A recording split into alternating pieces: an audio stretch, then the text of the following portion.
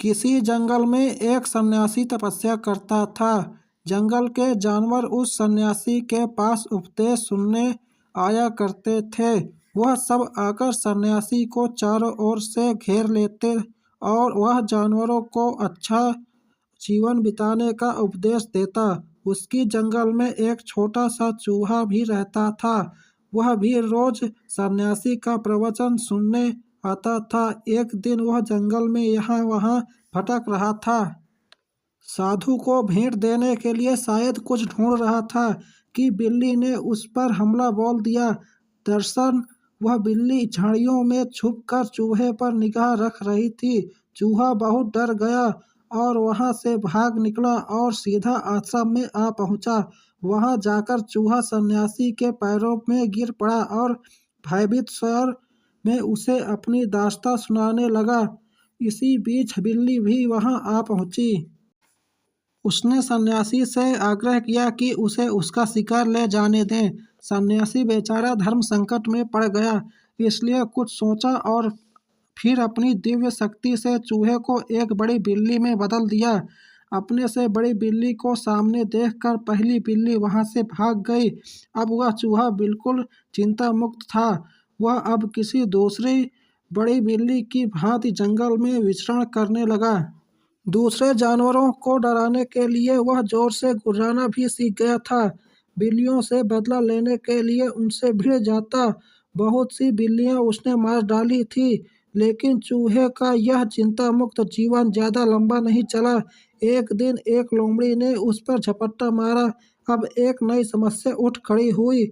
उसने यह तो कभी सोचा ही नहीं था कि बिल्ली से भी बड़े और हिंसक जानवर भी जंगल में मौजूद हैं, जो पल भर में उसे चीर फाड़ सकते हैं।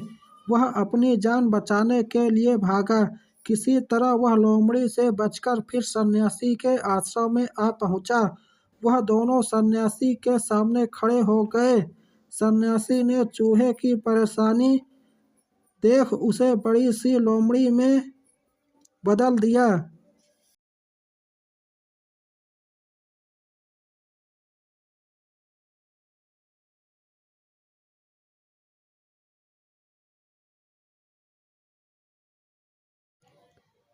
सामने देख पहली लोमड़ी वहां से भाग गई। बड़ी लोमड़ी का आकार पाकर चूहा फिर चिंता मुक्त हो गया और जंगल में अपनी स्वेच्छा से घूमने का था। लेकिन उसकी यह खुशी भी ज्यादा नहीं टिक पाई। एक दिन वह जंगल में घूम रहा था। एक शेर उस पर झपट पड़ा। किसी तरह चूहे ने अपने प्राण बचाए और वहां से भाग निकला और फिर से आश्रम में आ पहुंचा। सन्यासी को दोबारा चूहे पर दया आ गई और उसने शेर के रूप में परिवर्तन कर दिया। सन्यासी का यह सब करते समय यह सोचता था कि चूहा उनका पुराना शिष्य है, छोटा और कमजोर प्राणी है। हिंसक जानवरों से उनकी रक्षा करना उनका कर्तव्य है। शेर का रूप लेकर चूहा जंगल में निडर घूमने लगा। बिना कारण ही उसने जंगल के बहुत से प्राणियों का हत्या कर दिया। वह जंगल में राजा की तरह बर्ताव करता और बाकी जानवरों को वैसा ही आदेश देता जैसा कोई राजा देता है।